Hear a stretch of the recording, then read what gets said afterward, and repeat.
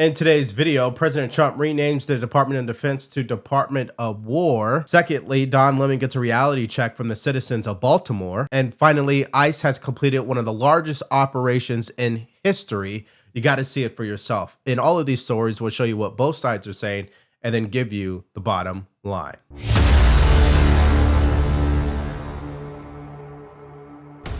Missouri Senator Josh Hawley is with us. Senator, your colleagues, Mike Lee and Rick Scott, just introduced legislation to officially rename the Department of Defense to the Department of War.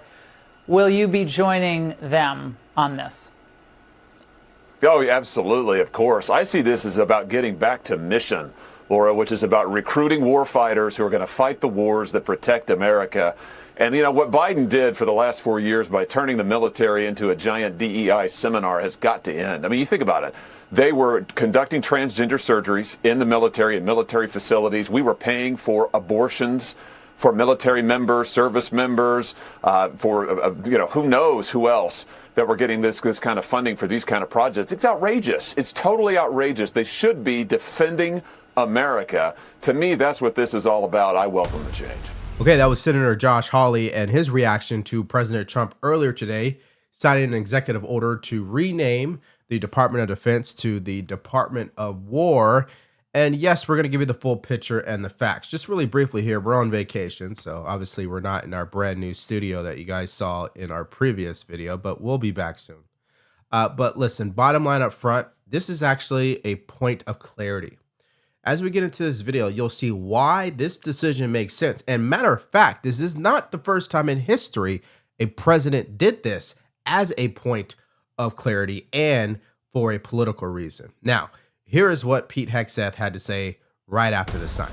After winning a war for independence in 1789, George Washington established the War Department, and Henry Knox was his first Secretary of War. And this country won every major war after that, to include World War I and World War II. Total victory, Mr. President, as you said. Then 150 years after that, we changed the name after World War II from the Department of War to the Department of Defense in 1947. And as you pointed out, Mr. President, we haven't won a major war since, and that's not to disparage our warfighters, whether it's the Korean War, or the Vietnam War, or our generation of Iraq and Afghanistan. That's to recognize that this name change is not just about renaming, it's about restoring. Words matter. It's restoring, as you've guided us to, Mr. President, restoring the warrior ethos, restoring victory and clarity as an end state, restoring intentionality to the use of force. All right, now you guys heard me use the words point of clarification. Renaming this department to the Department of War is actually the best thing you can do because it's exactly what it is. If you think about the amount of military airstrikes, the amount of drones, the amount of Navy SEALs, Delta Force, Green Berets right now, all around the world, special ops, every single day they're carrying out a mission. Technically, what are we doing? We are responding to the threats of war that exists in the world.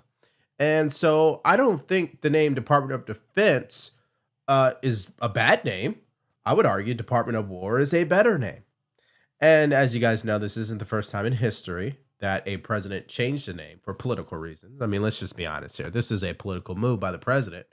It definitely aligns with America first, and it's a win for him. But let's not expect Democrats to see it that way. In fact, they call it stupid. Tim, there's so much to say. Of Tom's piece and of Tom's analysis, but I'll bring it back to stupid, I guess, my role around here. It is the height of stupid politics for Donald Trump, who beat both of our old boss. I mean, who wins in the Republican primary in 2016 because he is the most anti-war person, and then drives a wedge between Hillary Clinton and some independent voters over issues of national security and war. His entire identity is wrapped up in being an anti-war figure. And so as he's shedding voters over his crappy economy and shedding voters who were really, really looking forward to reading all of the gigabytes of data. And since I asked how big a gigabyte is, my feed is full of explanations of how many documents that is. This is a lot of documents. They're waiting for all of them, not one book. he's shedding another little layer of the onion here. And I'm not saying he's going to lose the MAGA coalition. And I'm not saying anyone in Congress is going to wake up tomorrow morning and find their spines or any other body part. But it is not good for him politically to be wrapping all this up in the thing that is part of his political strength and identity. Well, according to Nicole Wallace, it's a stupid move because it contradicts what President Trump stands for. But there's only one problem. The fact that President Trump is anti-war doesn't mean he won't take decisive action or acts of war, depending on the context we're using, right? So the military airstrikes on Iran's nuclear facilities, some could argue that's an act of war. Didn't lead to one, but people could argue that. I would understand that. But in order to be anti-war, you have to prevent war to begin with. So, I mean, do you want it to be named Department of Anti-War? I mean, I don't know where they're really going with that. And this is the same thing. President Trump is really great at getting people to talk about nothing. That's what MSDNC has spent their time doing today, is obsessing over this when there's plenty of things they could be obsessing over. And it's because everything that comes out of his mouth, they just have to react to. I do, though, want to move on because I do want to get your take on this executive order, which the president is expected to sign later today, rebranding the Department of Defense back to the Department of War. And it's important to note, I think, this is not an official name change because the president actually does not have that authority. That has to come from Congress. But when we look at this, what is that message to both the allies and the adversaries of the United States if this is the Department of War? I don't know why the president is doing this. I guess I've read where he thinks that it makes our military look tougher. But let me tell you, a name change has nothing to do with the strength of our military. Our military is strong because it takes the president and the Secretary of Defense to focus on improving our military, investing in our military, investing in our men and women, in weapon systems, in technology, and in capabilities. That's what makes the United States strong, and that's what people pay attention to. They are not going to pay attention to a name change. Okay, so there's so much to say there, but as an example, to make my point, I want to use Ground News, because he says when you change names, people don't pay attention. Well, according to Ground News here, Delta Airlines is now recognizing the Gulf of America. Now, why do we use Ground News? If you guys have been following me for a very long time, you know why. Because we want to see the full picture of what's being reported. And why is that? Because we want to exercise our critical thinking skills. We want to think for ourselves. In order to do that, we need all sides of the information. Well, every now and then you're going to see a story where only one side is talking about it, and that is called a blind spot. And that's exactly what this story is all about. Now, if I scroll down here and show you an example of what I'm saying here, look at this. 100% of the sources that are reporting on this story lean right. Isn't that interesting? Delta Airlines is now making sure that they're recognizing the Gulf of America even in their training manuals. So the next time you're thinking about, is this story true? Is this false? How do I know what is fact? Use Ground News to help you do your research and think for yourself. So if you want to use this tool for yourself, all you have to do is go to ground.news/Devori, or you could download the mobile app. Just use promo code Devori, and it's going to give you access to everything that I showed you in this video, including 40% off the Vantage plan. This goes to our next story, and this one is really entertaining in my opinion. So Clown Lemon, also known as Don Lemon, thought it was a great idea to go to the streets of Baltimore and ask the citizens there about the potential of President Trump sending National Guard troops to their city to crack down on crime. I believe he was hoping that people would actually rage against it. In fact, they were celebrating it. Take a look. I've been a resident of Maryland all my life, so I think it would help some. Why so? Coming from a family that was broken up, my husband was murdered 2 years ago, and nothing was ever done. Murdered where? At home? Right out in front of our house. Sorry. It was a carjacking gone wrong, and they shot him in his head. Killed him instantly, so. But again, our lovely mayor didn't do nothing. Did they ever find the perpetrator? Nope. So you want to see it? Yes, I want justice. You want justice, and you want to see, you would like to see the troops here in the National Guard? Yes. Thank you very much. I appreciate that, and I'm sorry you had that experience. The president said he wants to send troops here to Maryland. What do you think, Baltimore into Maryland? I'm not opposed of it. Right. I think it'll be a good idea. Why so? Maybe we can clean up some of this crime-ridden neighborhoods. Yeah. You know? Is the crime bad? Very bad. Atrocious. And, I'm out of breath, so you have to see. I see you were running. You got your prayer rug. Yeah. Right, I'm on my way to Juma. Yeah. It'll be a breath of fresh air. Thank you, sir. Thank you. Nice to meet you. Now, listen, the only reason why we wanted to react to this story is because it represents the current situation that's playing out in front of our eyes. President Trump has backed Democrats into a corner. If they work with him, then they contradict everything they've told their base. If they fight against it, they also end up hurting people who are towards the center of their base, especially independents, because pretty much they are refusing to crack down on crime, especially in neighborhoods that they would say are represented by who? People of color, because they love to use those words. So they're in a lose-lose situation at this point, and they've done it to themselves, of course. So it's no shocker that what people feel, meaning perception, is reality. You can throw all the numbers you want, but if people feel like it's unsafe and crime is out of control, then that is the reality for them. I think you should, You think he should send him? it's straight, but it's getting out of hand, man. All these killings all the time, the murder rates going higher and higher, and all the drugs, they don't got no programs. They do, but they don't work. And then, like, the bikers, the 12 o'clock boys, they need to build them a park, make more things, like more sources.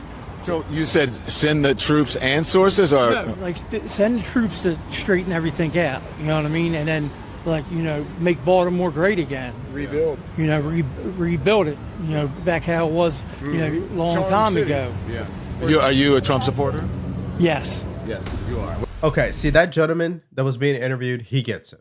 Because this reminds me of three things that are happening right now. Number one, Democrats believe the more laws you have in place, the better and safer the neighborhoods will be. Well, in this next clip that I'm going to show you, that's utterly false. Number two, President Trump is going to back Democrats into a corner because he knows that he cannot, based on the U.S. Constitution, just deploy National Guard troops willy-nilly. He needs approval from the government. He needs approval from the governor. And so he's going to go to a Republican state and crack down on crime in a blue city like New Orleans. And when he gets results there, what will J.B. Pritzker say then? What will Mayor Johnson say then? They can't say anything.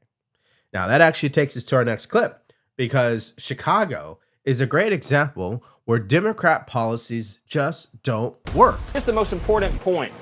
Democrat Chicago has the most strict gun laws in the country and has for decades. Chicago is controlled by Democrats at every level. The city council, the county supervisors, the county commissioners, the mayor, the governor, the senators. It is Democrat from top to bottom and all the way down. These are Democrat policies in operation that are resulting in the mass slaughter of civilians in Chicago. Here's another important point. You can go to conservative Republican communities that have everyone owns a gun, everyone's a private firearm owner, no murders, no homicides, no violence whatsoever. And here's one more point. Every single one of these Chicago gangbangers is using these guns illegally. Because they're using them to commit crimes. They're using them to further criminal conspiracies. They are using them to deal drugs. You can lock up every single one of these gangbangers. How do I know it? Because President Trump is doing that right here in Washington, D.C. Since our president and our commander-in-chief took over Washington, D.C. with the federal task force, or I should say took over the public safety operation with the emergency declaration 30 days ago, we have removed from the streets 1,500 dangerous criminals working together with the city. Think about that. 1,500 dangerous criminals off the streets. How many lives did President Trump save? The point is what? Results. Results matter to the American people. Your Ivy League, big word talking and all this statistical stuff on a piece of paper doesn't mean anything to an average American who's working 9 to 5, they barely getting by, they pay their taxes, they're trying to provide for their family, and then their niece gets murdered in the streets. They don't care to hear about any of that. They want to see something being done. And if they see National Guard troops rolling down the street, they automatically think, oh yeah, this is a safer neighborhood. They're not thinking, oh my God, we're in a war zone. That's what Democrats want you to think. But these are the same people who don't live in these areas that are being plagued by crime, which I find to be ironic.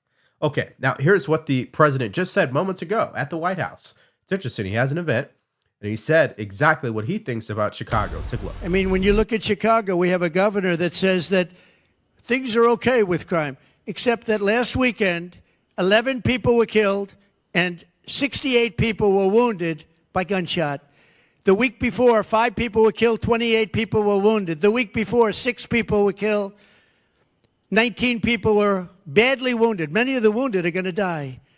And he said, oh, well, we have a safe city. These people are sick. There's something wrong with them. But we're going to make some other choices pretty soon. I watched Portland, Oregon last night burning to the ground, just burning with people. And these are agitators. These are professional agitators. These are not people that are protesting. These are professional paid agitators. And they're paid by the left, not by the right.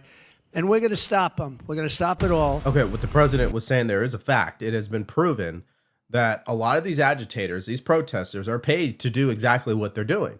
Now, what I find to be interesting is they're doing it in a city that clearly hates President Trump.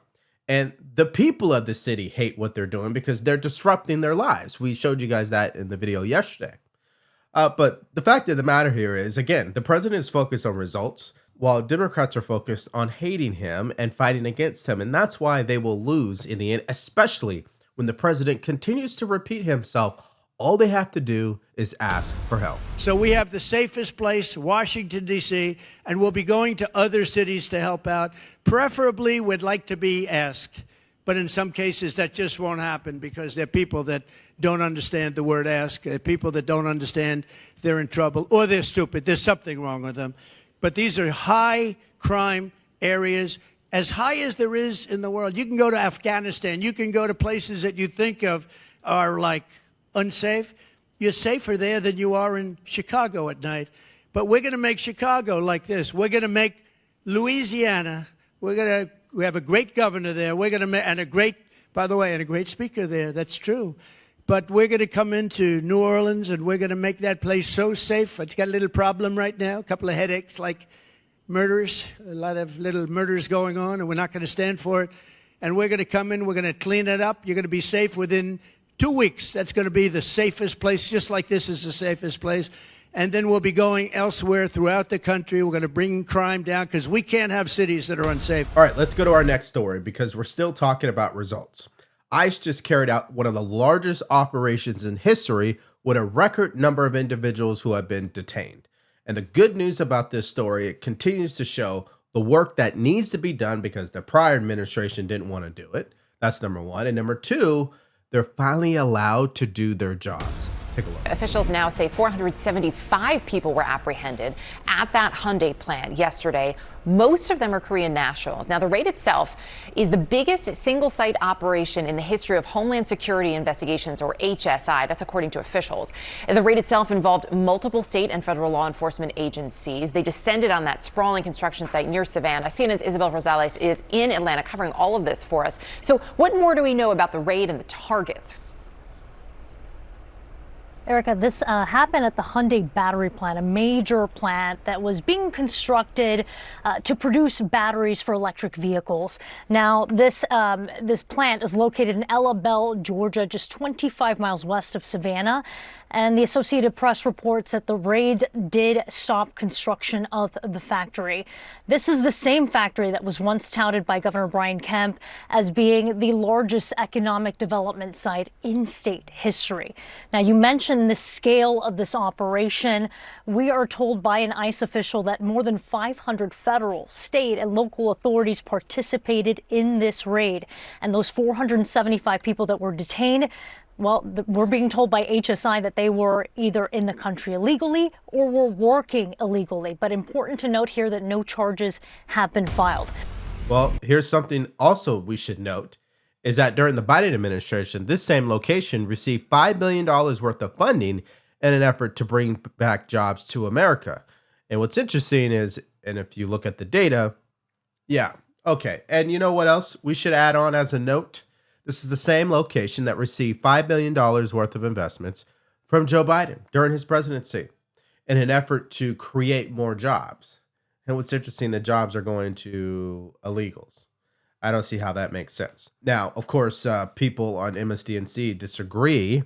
In fact, they go as far as to say that ICE is not really representing law enforcement in the best way. Take a look. Look, I salute anyone who chooses a career in public service and public safety. But what is happening with ICE, this is just something to keep in mind at the job fair, is ICE is being built up to be the largest law enforcement agency in American history at the fastest pace in American history, with some of the lowest standards in any law enforcement agency out there, with some of the highest pay of any of the law enforcement agencies out there. So big, fast, low standards, high pay. This is a way to get a big agency very fast, but it's not necessarily a way to get a quality and reliable agency. Law enforcement starts with law. And one of the questions you want to ask is, are you hiring people who are committed to enforcing the law, even when the law goes against the government? Are you hiring people who know what the law is and who are doing this job for the right reasons over the long haul? Given what just happened, this particular operation and many others, I think ICE has some very qualified individuals who are working for them and will continue to get qualified, if not at least motivated individuals to learn whatever skills are necessary. You see, the thing that entrepreneurs catch on to, especially the entrepreneurs who are truly successful with a team and delegation, is they understand that I'm not looking for the most skilled person. I'm looking for someone who aligns with our values as a company, and then they can develop the skills if needed. The skills is like an icing on the cake. If they do not align with what we're trying to accomplish here in their hearts, they're worthless to us, regardless of their skill level. So that's more of a nuanced reaction to what was said, but the bottom line is I think ICE has been doing a phenomenal job. Now, to understand what actually went into this operation, which I think we should out of respect, here is an explanation of that. Take a look. As one of the agents commented, there's a lot of work that goes into an operation of this scale and of this depth, including investigation by multiple agencies. Obviously, it takes a lot of investigative manpower, and that's all going on in parallel with a whole bunch of other investigations across the country.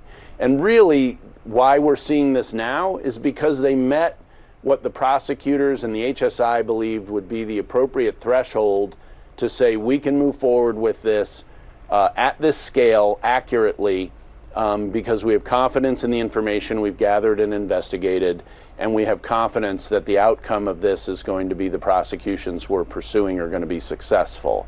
And once they cross that threshold, then there's the simple logistical question of bringing enough officers and agents together in that location to execute on it. And that can be a function of what else are all of those folks doing at any given time, and then scheduling it all. So there's a lot of operations, logistics that go into executing on a complicated operation like we're seeing unfold today in Georgia. And that's actually been one of my main pushbacks to people who criticize ICE. They act as if ICE just wakes up in the morning and they just shoot from the hip. Like, these people are actually doing investigative work that leads to people getting detained and ultimately deported. You know, it's really disrespectful to them. They are our brothers, our sisters, our fathers, our mothers.